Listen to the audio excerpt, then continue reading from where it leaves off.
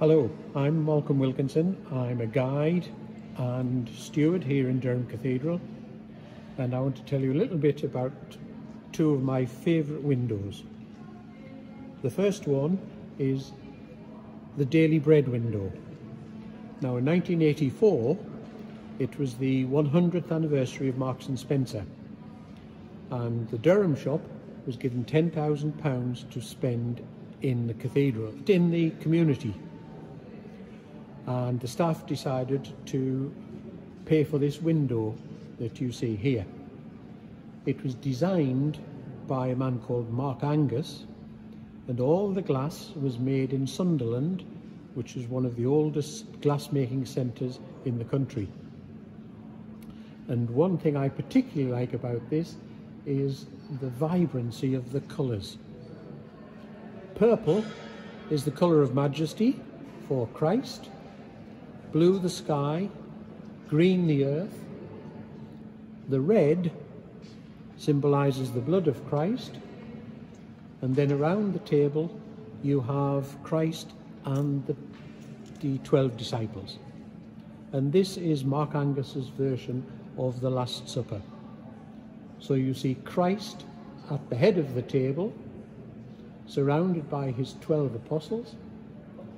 And if you look carefully on the left-hand side, second from the bottom, you see that one is much darker than all the others and slightly back from the table. And that, of course, is Judas Iscariot, who betrayed Christ. The yellow on the table are representations of the bread that was used at the Last Supper. Now, what you might not see so easily, and you've got to look very closely, is over Christ himself is the cross, but then in each corner of the table there are representations of the nails with which Christ was nailed to the cross.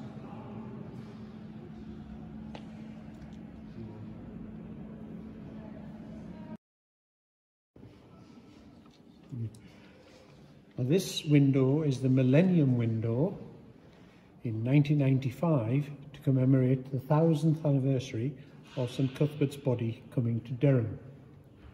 It was designed by a man called Joseph Nutchins, and it's a complete contrast to the Daily Bread window. Here the panels in the window are much more pastel shades, but it comprises a history of our great county. Now, if you start in the second row on the left-hand side, you have symbols of the coal mines, which Durham County had more than any other county in the country. Second panel shows you the birth of steam railways in Darlington with the father and son, George and Robert Stephenson.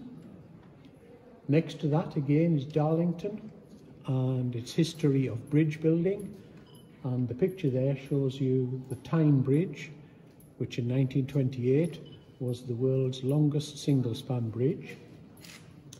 And the far one is Teesside, showing you the great steel industry. We then go to the third row, and that is Sunderland, which for centuries had been famous for its glass making. The next panel was engineering, and the third panel in that row is a modern industry, and we have the huge Nissan car factory, which is in Sunderland. And then the fourth panel is also Sunderland and shipbuilding, and until 1918 Sunderland was the largest shipbuilding town in the world. And the fourth row shows you an image of St Cuthbert and his shrine.